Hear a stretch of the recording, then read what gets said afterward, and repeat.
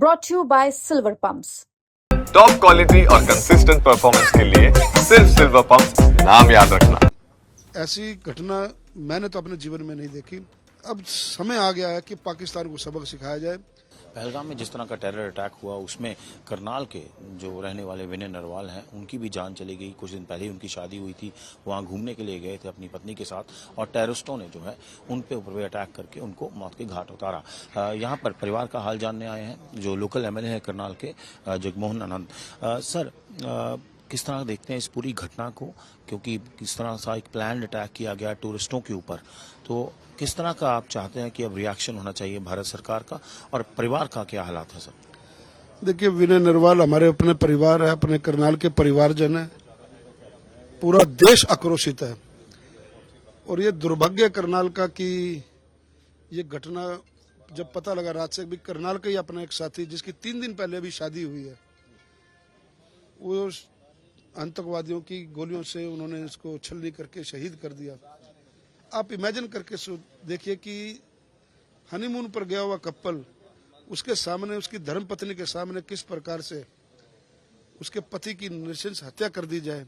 उस माँ के ऊपर क्या बीत रही होगी, उस बाप के ऊपर क्या बीत रही होगी, उनके परिवार के ऊपर क्या बीत रही होगी, जिन्होंने 3 दिन पहले तक खुशियां मनाई और आज इस इतनी बड़ी घटना हो जाती है।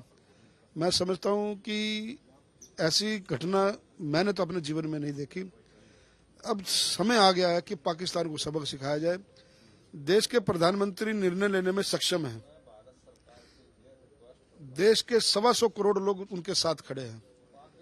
तुरंत पाकिस्तान के ऊपर हमला करना चाहिए। पीओ को वहां जिस धरती से आतंकवादियों को पनाह दी जा रही है, वहां से इस प्रकार की गतिविधियां दी जा रही हैं, उसको तुरंत नेस्तनाबूद करके पीओ को हमारे देश के अंदर शामिल करना चाहिए। पाकिस्तान को एक कड़ा संदेश देना चाहिए और मैं तो यहां तक कहूंगा कि इनके उच्चायुक्त को बुला करके तुरंत निष्कासित करना चाहिए।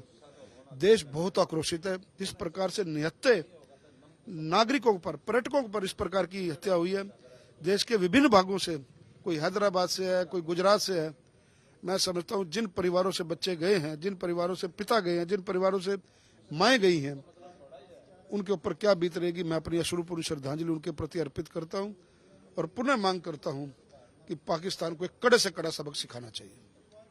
सो आपने देखा जिस तरह परिवार चाहता है कि पाकिस्तान के खिलाफ टफ एक्शन हो, जिस तरह का हमला किया गया है निर्दोष लोगों के ऊपर, वैसे ही जो लोकल एमएलए वो भी चाहते हैं पाकिस्तान को सबक सिखाया जाए। करनाल से कैमरा पर्सन अमन के साथ असीम बस्सी।